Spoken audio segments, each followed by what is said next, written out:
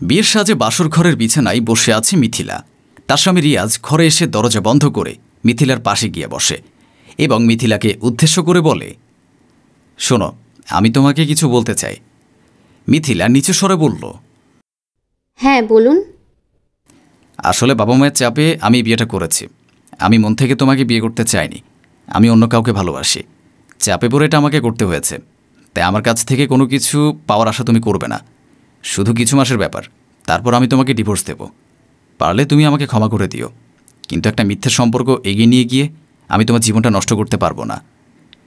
এটা বলে রিয়াজ ঘর থেকে বাইরে চলে যায়।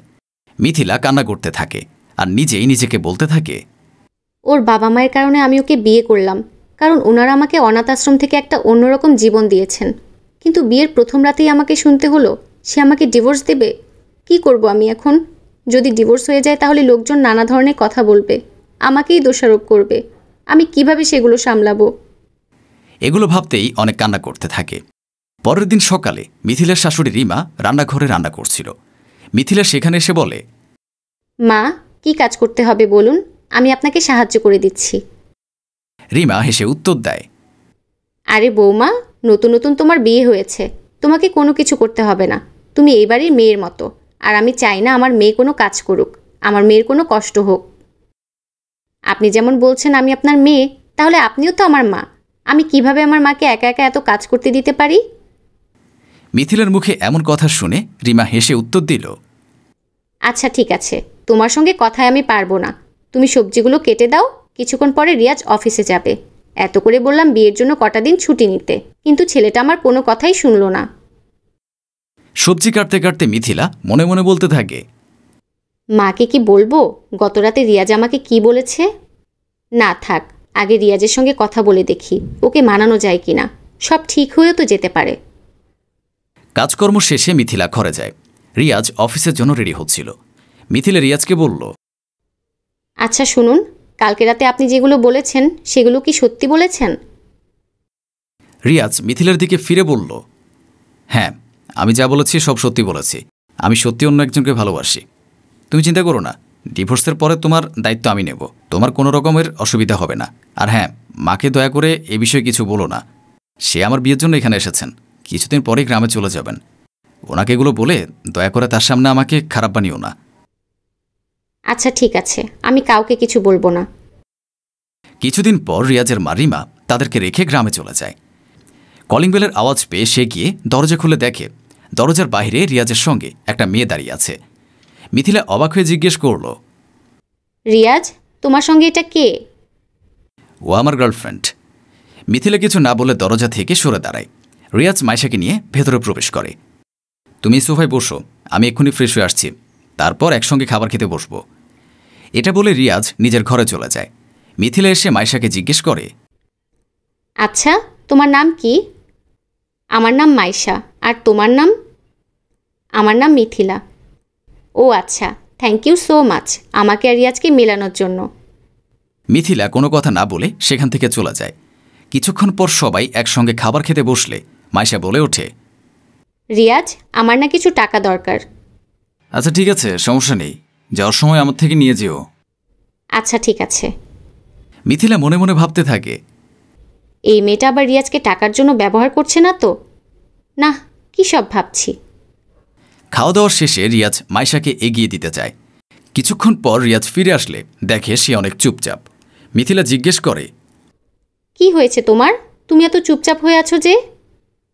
আসলে মাইশা জিদ করেছে ওই বাড়িতেই থাকবে। কি যে করি। আচ্ছা, তুমি ওকে বাড়িতে নিয়ে আসো, আমার কোনো সমস্যা নেই। কিন্তু লোকজন দেখলে কি বলবে?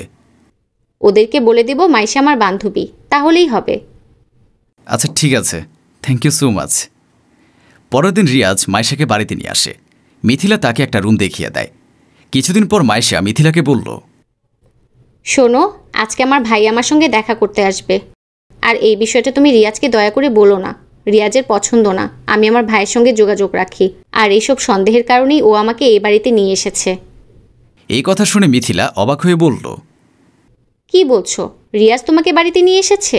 ও তো বলল তুমি নাকি এ বাড়িতে থাকার জন্য জিদ করছিলে, তাই রিয়াজ তোমাকে এখানে নিয়ে এসেছে। কে বলেছে তোমাকে এই কথা? রিয়াজ? আমাকে এই কথাগুলো রিয়াজই বলেছে। এগুলো মিথ্যা কথা। আমি কখনোই বলিনি আমি এ বাড়িতে থাকবো। ও আমাকে জোর করেছে এখানে থাকার জন্য, তাই আমি রাজি হয়েছিলাম। আসলে রিয়াজ আমাকে আমার পরিবারের কারোর সঙ্গেই যোগাযোগ রাখতে দেয় না। আচ্ছা ঠিক আছে, আমি তোমার সঙ্গে এই বিষয় নিয়ে পরে কথা বলবো। আচ্ছা, আর আমার ভাই আমাকে দেখতে আসবে এই কথাটা তুমি রিয়াজকে বলো না প্লিজ। আমি তোমাকে এই বিষয়ে সব কিছু পরে খুলে বলবো। আচ্ছা ঠিক আছে। এটা বলে মাইশা সেখান থেকে চলে যায়। কিছুক্ষণ পর মাইশার ভাই মাহির মিথিলাদের বাড়িতে আসে।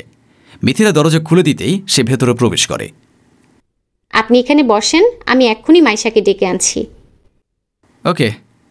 মিথিলা মাইশার রুমে এসে বলল, মাইশা, তোমার ভাই এসেছে।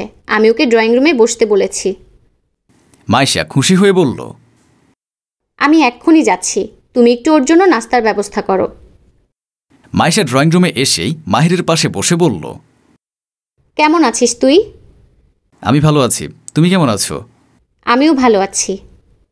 আপু, এ মেয়েটা কে? রিয়াজের বোন নাকি? হ্যাঁ, ওর নাম মিথিলা। ও আচ্ছা, ঠিক আছে। মিথিলা সেদিক দিয়ে যাওয়ার সময় রিয়াজ ও মাইশার কথাবার্তা শুনে অনেকটা অবাক হয়, কিন্তু সেই বিষয়ে কিছুই বলে না। তোমরা গল্প করো, আমি তোমাদের জন্য নাস্তা পানি নিয়ে আসি। আচ্ছা ঠিক আছে। মিথিলা রান্নাঘর থেকে কিছু খাবার এনে তাদের সামনে দেয়। খাওয়া দাওয়া শেষে মাহির চলে যায়। মাহির চলে যেতেই মিথিলা মাইশাকে বলে, তুমি তোমার ভাইকে মিথ্যে কথা কেন বললে? তোমাদের পরিবার কি জানে না আমার সাথে রিয়াজের বিয়ে হয়েছে? এটার জন্য কি তারা তোমাদের সম্পর্কটাকে মেনে নেয়নি? মেনে কেন নেবে না? আর তুমি এসব কি বলছো? আমি রিয়াজের ওয়াইফ। এসব তুমি কি বলছো?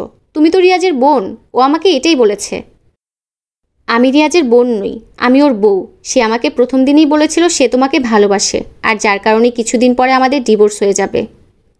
এসব তুমি কি বলছো? আমার মাথায় তো কিছুই ঢুকছে না। রিয়াজ আমাকে বলেছিল তুমি ওর বোন হও, আর তোমার হাজব্যান্ড তোমাকে ডিভোর্স দিয়েছে, তাই তুমি ওর সঙ্গেই এই বাড়িতে থাকো। আচ্ছা, এসব কি হচ্ছে ঠিক করে বলো তো। রিয়াজ আসলেই সব বোঝা যাবে। আমি ওকে জিজ্ঞেস করব এসব কি চলছে। হ্যাঁ, আমিও জানতে চাই রিয়াজের মাথায় কি চলছে। ও আমাদের দুজনকে কেন মিথ্যা কথা বলেছে? রাতে রিয়াজ বাড়ি ফিরলে মিথিলা আর মাইশা একসঙ্গে রুমে আসলো।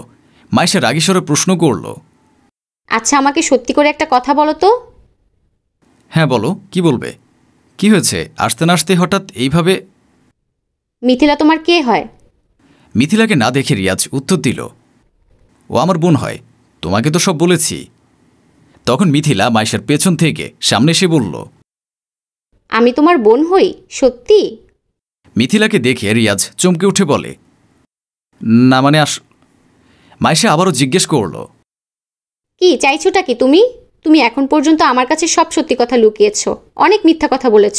সত্যি করে বলো, কি খেলা খেলছো তুমি আমাদের সঙ্গে?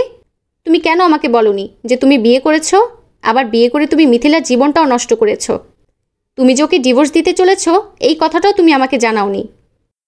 দেখো মাইশা, আমি তোমাকে ইচ্ছা করেই কিছু বলিনি, হঠাৎ করেই সব কিছু হয়ে গিয়েছিল, তাই। তুমি কেন বললে মিথিলা তোমার বোন হয়?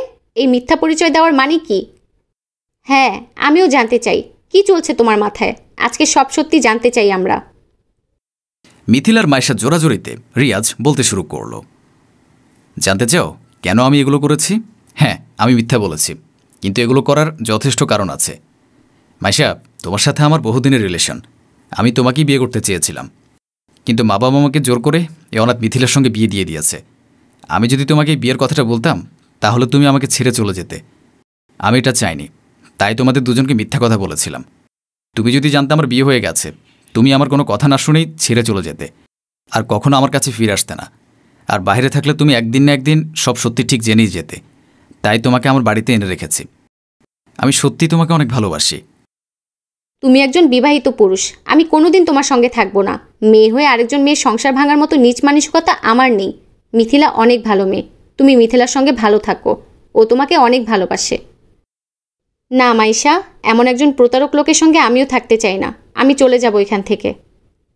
তখনই কলিং বেলের আওয়াজ পেয়ে মিথিলা দরজা খুলে দেখে দরজার বাইরে রিমা দাঁড়িয়ে আছে। মিথিলার সঙ্গে সঙ্গে তাকে সালাম দিল। রিমা সালামের উত্তর নিয়ে ভেতরে প্রবেশ করেই রিয়াজের গালে কষি একটা থাপ্পড় মারে। তোর লজ্জা করলো না এমন একটা কাজ করতে? একসঙ্গে দুটো মেয়ের জীবন নিয়ে তুই খেলা করেছিস। ভেবেছিলাম তোকে অনেক ভালো শিক্ষা দিয়েছি আমরা, কিন্তু তুই তো কোনো শিক্ষাই অর্জন করতে পারিসনি। টাকার লোভে তুই এত নিচে নেমে গেলি, ছি। মা, তুমি এখানে কি করছো? তোমাকে কে খবর দিয়েছে? আমি খবর দিয়েছি। তোমার ভালোবাসার কথা শুনে আমি সবটা বিশ্বাস করেছিলাম, আমি সব মেনেও নিয়েছিলাম, কিন্তু তুমি একজন প্রতারক বের হলে, তাই আমি মাকে সব কথা বলে দিয়েছি। মা, আপনি আমাকে ক্ষমা করে দিবেন। আমি এমন একটা লোকের সঙ্গে কিছুতেই সংসার করতে পারবো না। এমন একটা প্রতারক মানুষের সঙ্গে সারা জীবন অতিবাহিত করা অসম্ভব। আর তাছাড়াও আমাকে ভালোও বাসে না। যে ছেলে টাকার লোভে এতটা নিচে নামতে পারে, তাকে ছেলে বলে পরিচয় দিতে আমার লজ্জা করছে। চল মা, তুই আমার সঙ্গে চল, আমরা রিয়াজের সঙ্গে কোনো রকম সম্পর্ক রাখবো না। এরপর তিনি রিয়াজের দিকে তাকিয়ে বললেন, তোর টাকার দরকার, তুই টাকা নিয়েই থাক। সম্পর্কের মূল্য যার কাছে নেই, তার সঙ্গে সম্পর্ক না রাখাই উচিত। টাকা? কোন টাকার কথা বলছো তুমি? ভুলে গেছিস? তুই বাড়িতে গিয়ে একবার বলেছিলি তুই নাকি একটা ধনী মেয়েকে ভালোবাসিস, তার বাবার কোটি টাকার সম্পত্তি আছে। এই মাইশাই সেই মেয়ে, তাই না? আজ টাকার লোভে তুই এত বড় একটা অপরাধ করলি। দুটো মেয়েকেই ঠকিয়েছিস তুই। তোর সাথে কথা বলা নিষ্প্রয়োজনীয়। চল মিথিলা। না মা, তুমি আমাকে ছেড়ে যেও না, এমনটা করো না তুমি। রিমা রিয়াজের কোনো কথা না শুনে মিথিলাকে নিয়ে সেখান থেকে চলে যায়। রিয়াজ মাইশার সামনে এসে অনুনয়ের স্বরে বলতে থাকে, মাইশা, অ্যাটলিস্ট তুমি তো আমাকে বোঝার চেষ্টা করো, আমি তোমাকে সত্যি ভালোবাসি। আর কত মিথ্যা কথা বলবে তুমি? তুমি একজন প্রতারক। তোমার ভালোবাসাটাও প্রতারণার অংশ। আমি ভালো করেই বুঝে গেছি। তুমি আমার বাবার সম্পত্তির জন্য এরকম করছো। আন্টি যা বলেছেন একদম ঠিক। আর আমিও তোমার ল্যাপটপের ফাইলগুলো চেক করেছিলাম। আমি তোমার সঙ্গে আর থাকতে চাই না। ভালো থেকো। এটা বলে মাইশাও রিয়াজকে ছেড়ে চলে যায়। আর রিয়াজ সবাইকে হারিয়ে কান্নায় ভেঙে পড়ে। সম্পত্তির লালসায় অনেক মানুষই এভাবে মানুষের সঙ্গে প্রতারণা করে।